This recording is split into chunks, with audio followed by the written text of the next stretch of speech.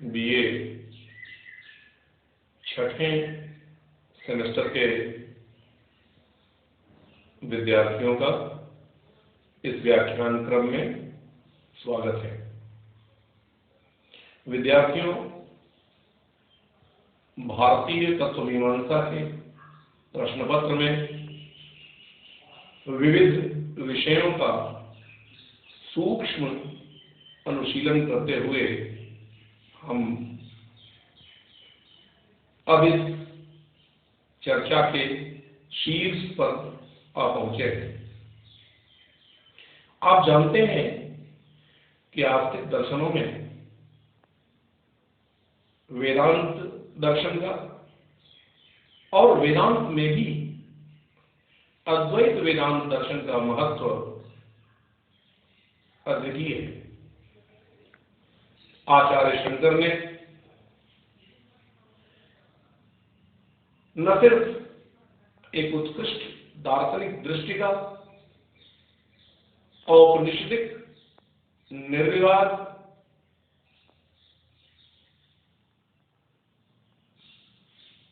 मंतव्य का विवेचन किया, वरन संपूर्ण आर्यावर्त को एक सूत्र में बांधने का अनूठा शास्त्रीय प्रयत्न भी किया। उपनिषदों में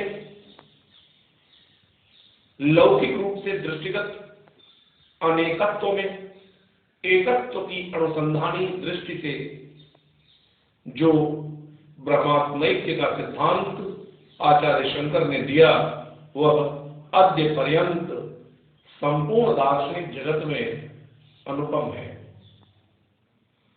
वे स्वयं कहते हैं, श्लोकार्धेन प्रवक्ष्यामि यदुक्तम ग्रंथ कोटिभिः ब्रह्म सत्यम जगन मिथ्या जीवो ब्रह्मैव न परः। वे इस ब्रह्मांड की एकमात्र सत्ता और वास्तविकता के रूप में ब्रह्म को स्वीकार करते हैं। वे कहते हैं, वास्तविक केवल और केवल ब्रह्म ही है। शेष सब प्रतीतियां हैं, भ्रांतियां हैं, अध्यास है, आरोप है, अवस्तु है। इस एकमात्र सत्ता का प्रतिपादन कर शंकर दार्शनिकों में निर्विवाद रूप से शीर्षस्थ हो जाते हैं। आज शंकराचार्य के द्वारा विवेचित उनके प्रख्यात ब्रह्म सिद्धांत का हम अध्ययन करेंगे। विद्यार्थियों, आत्मा और ब्रह्म का तादात्म्य उपनिषद के ऋषियों की दर्शन को महान देन है। आप सब जानते हैं कि उपनिषद में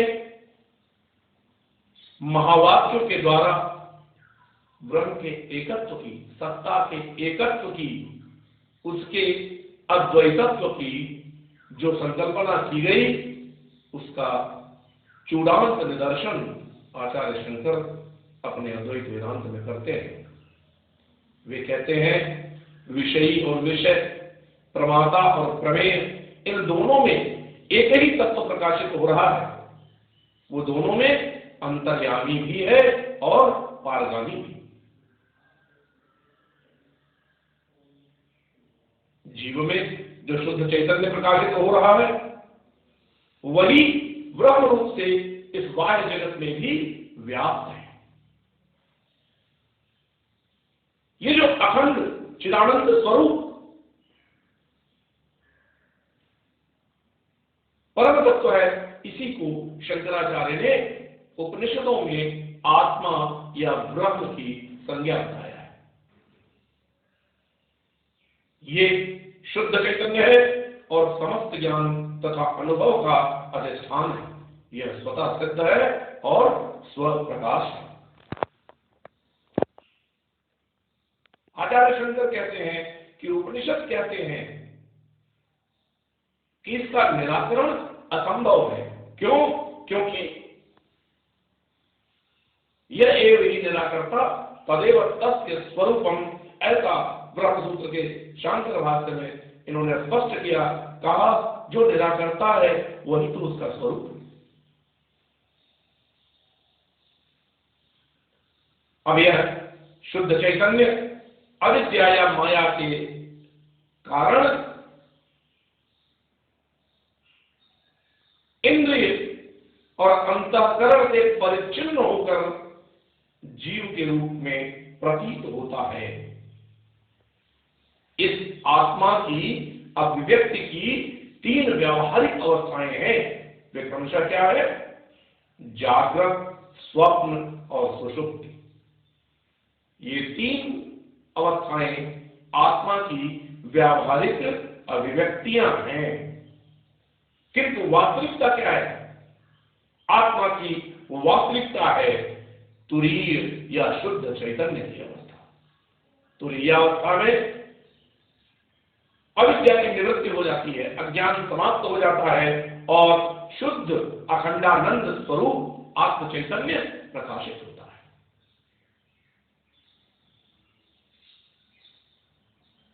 यह ब्रह्म हमें कैसे ज्ञात होता है? तो वे बताते हैं शंकर कि उपनिषद में ब्रह्म के 2 स्वरूपों का वर्णन मिलता है, 2 रूपों का वर्णन मिलता है। पहला अपर ब्रह्म। अपर ब्रह्म क्या है? सविशेष है, सगुण है, सविकल्पक है और सोपाधिक है। ये अपर ब्रह्म है, माया से युक्त है, माया से उपहित है। इसको ईश्वर कहते हैं। शंकराचार्य कहते हैं कि हमारे इस जगत के कर्ता, धर्ता, नियंता यही ईश्वर है।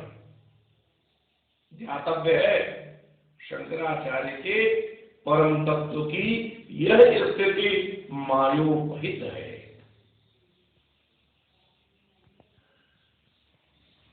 किंतु वास्तविक कौन है? शंकराचार्य कहते हैं वास्तविक तो परब्रह्म ही है। परब्रह्म कैसा है? वे कहते हैं निर्गुण, निर्विशेष, निर्विकल्पक, निरुपाधिक, निष्प्रपंच, अनिर्वचनीय और अपरोक्षानुभूति गम्य है। ऐसा शंकर अपने इस परम तत्व के स्वरूप का निर्वचन करते हुए कहते हैं। वे कहते हैं कि निर्गुण ब्रह्म तो अलक्षण है, उसका वर्णन केवल निषेध रूप से संभव है। अर्थात वेद जिसकी ओर इशारा करके नेति नेति का निर्वचन करते हैं, अर्थात वाणी के द्वारा उसका वर्णन, उसका उल्लेख नहीं हो सकता। तो ब्रह्म विषयक सर्वोच्च स्थिति क्या है? वे कहते हैं कि ब्रह्म विषयक सर्वोच्च स्थिति उसका मौन साक्षात्कार है। अर्थात हम उसे केवल अपरोक्षानुभूति के माध्यम से ही जान सकते हैं। आचार्य शंकर कहते हैं कि तो फिर लक्षण किसके हैं? वे कहते हैं सगुण ब्रह्म या अपर ब्रह्म के 2 लक्षण हमें शास्त्र से प्राप्त होते हैं। प्रथम उसका तटस्थ लक्षण है। तटस्थ लक्षण अर्थात जो उस विषय के स्वरूप से संपृक्त न हो।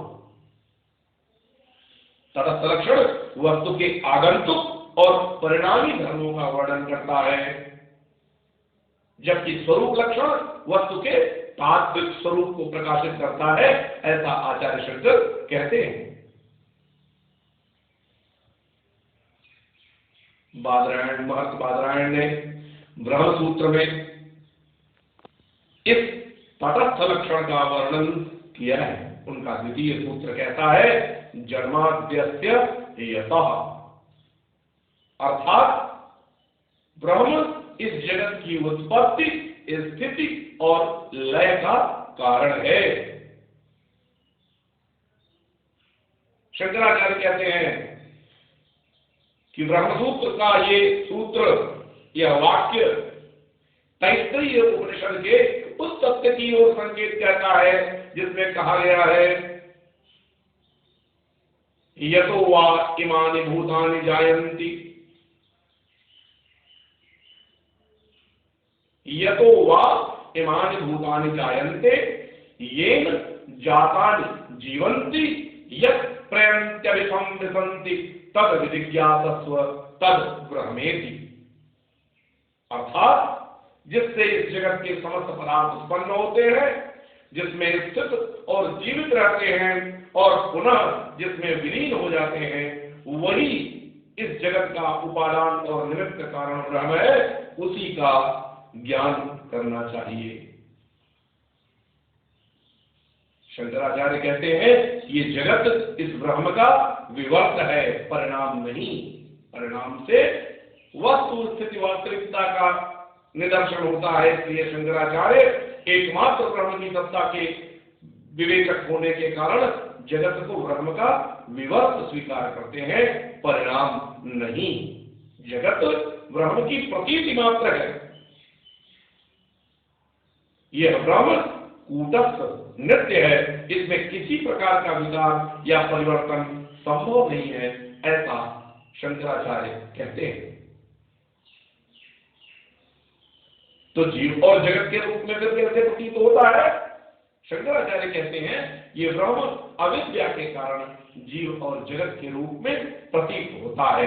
अतः जगत कारणता अर्थात ब्रह्मसूत्र का द्वितीय सूत्र जन्माद्यस्यता सर्व ब्रह्म का तटस्थ लक्षण है।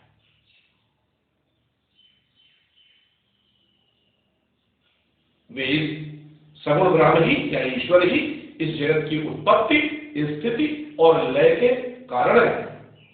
वे सर्वज्ञ, सर्वशक्तिमान, सर्वव्यापक, सर्वांतर्यामी और सबके स्वामी भी हैं। ऐसा शंकराचार्य सगुण ब्रह्म के लक्षण को बताते हुए कहते हैं यह सब कुछ ब्रह्म ही है। इसीलिए उद्घोष करते हैं उपनिषद सर्वं खलु इदं ब्रह्म। अब हम ब्रह्म के द्वितीय लक्षण की ओर आते हैं। सगुण ब्रह्म का द्वितीय लक्षण क्या है? सत्यम ज्ञानमनंतम ब्रह्म।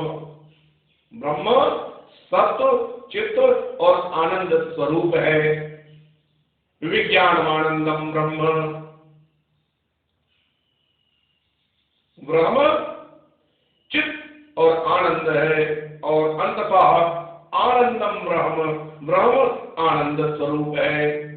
श्रुतियां जो है वो बार बार ब्रह्म को नित्य, सत्य, शुद्ध चैतन्य और अखंड आनंद विज्ञापित करती हैं। किंतु वस्तुतः ब्रह्म शुद्ध निर्विकल्प चैतन्य है। सत्य, चित्त और आनंद उसी के भीतर आ जाते हैं। इस ब्रह्म को शंकर कूटस्थ, नित्य और त्रिकालाभास सत्य कहते हैं। वे कहते हैं कि ब्रह्म के ये जो तीन स्वरूप हैं, सत्य, चित्त और आनंद, बुद्धि, इनको भले ही अलग अलग तीन लक्षण माने, किंतु ये वस्तुतः तीन पृथक पृथक लक्षण नहीं है, ये एक ही है। जो सत्य है वही चित्त है और वही आनंद है, अंततः वही ब्रह्म है। किंतु वस्तुतः ब्रह्म निर्गुण और निर्विशेष है, अतः अलक्षण है। शंकर कहते हैं उसका लक्षण निषेध मुख से ही संभव है। इसीलिए इंद्रिय अवांग मनस गोचर होने के नाते उसे अपरोक्षानुभूति गम्य कहा जाता है। वह इसीलिए अतीन्द्रिय है, निर्विकल्प है, अनिर्वचनीय है। वस्तुतः समस्त अनुभव का अधिष्ठान होने के कारण ब्रह्म स्वतः सिद्ध, स्वप्रकाश और आत्म चैतन्य भी है। किंतु क्या निषेध मुख से उसके वर्णन का तात्पर्य ब्रह्म का निषेध होता है?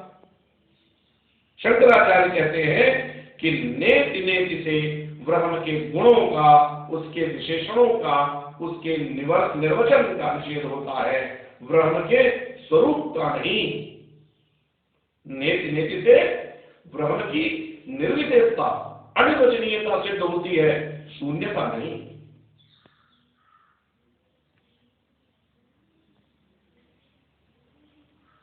उस भारतीय चिंतन उस परम तत्व के स्वरूप की बात करते हुए कहता है, यह तो वाचो निवर्तन्ते अप्राप्य मनसा सत्। वाणी उसके विषय में कुछ नहीं जान सकती, इसलिए उसका विशेषण अवान मनस गोचर है। शंकराचार्य ने उसे अपरोक्षानुभूति गम्य मात्र ही माना है।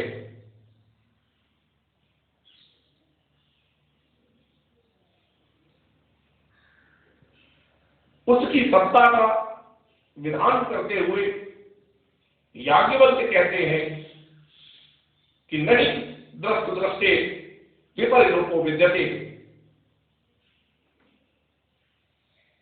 दृष्टा का दर्शन और विज्ञाता का विज्ञान असंभव है, क्योंकि जिसके द्वारा यह सब दृश्य प्रपंच जाना जाता है, उस विज्ञाता या को विज्ञेय या विषय के रूप में कैसे जाना जाता है। विज्ञाता रमरे केन विजानीयात्। वे कहते हैं कि स्वतः सिद्ध स्वप्रकाश विज्ञाता के विज्ञान का या दृष्टा की दृष्टि का विपरिलोप नहीं हो सकता है। इस प्रकार शंकराचार्य अपने ब्रह्म को निर्विशेष आत्म चैतन्य और अपरोक्षानुभूति गम्य कहते हैं। वे कहते हैं कि वस्तुतः आत्म तत्व ज्ञाता, ज्ञान और ज्ञेय की त्रिपुटी के ऊपर है। यह अद्वैत और निर्विकल्प आत्म सविकल्प बुद्धि के द्वारा ग्राह्य नहीं हो सकता।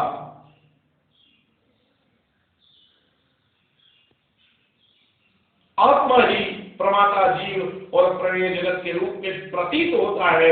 वस्तुतः यह निर्विकल्प शुद्ध चैतन्य, शुद्ध ज्ञाता और शुद्ध ज्ञेय स्वतः है।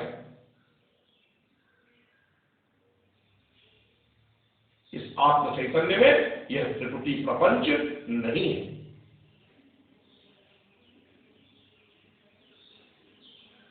इस प्रकार शंकराचार्य अपने ब्रह्म को एकमेव सत्य के रूप में स्वीकार करते हैं। वे उपनिषद के महावाक्यों का अर्थ अद्वैतत्व की ओर दिखाते हैं। सर्वं खल्विदं ब्रह्म तत्त्वमसि सत्यं ज्ञानम् अनंतं ब्रह्म अहम ब्रह्मास्मि इत्यादि जितने भी वाक्य हैं, इन वाक्यों में एक ही अर्थ है, और यह कि ब्रह्म अद्वैत है, अद्वितीय है। उसका निषेध मुख से वर्णन किया जा सकता है, लेकिन निषेध मुख से वर्णन करने का तात्पर्य शून्यता नहीं, वरन उसका निर्विशेषत्व या अपरोक्षानुभूति गम्यत्व है। इस प्रकार इस संपूर्ण जगत में केवल एकमात्र ब्रह्म की ही सत्ता है, ऐसा वे सिद्ध करते हैं। इसलिए शंकराचार्य के कारण कार्य सिद्धांत को सत्कार्यवाद न मानकर सत्कारणवाद मानना ही समीचीन है।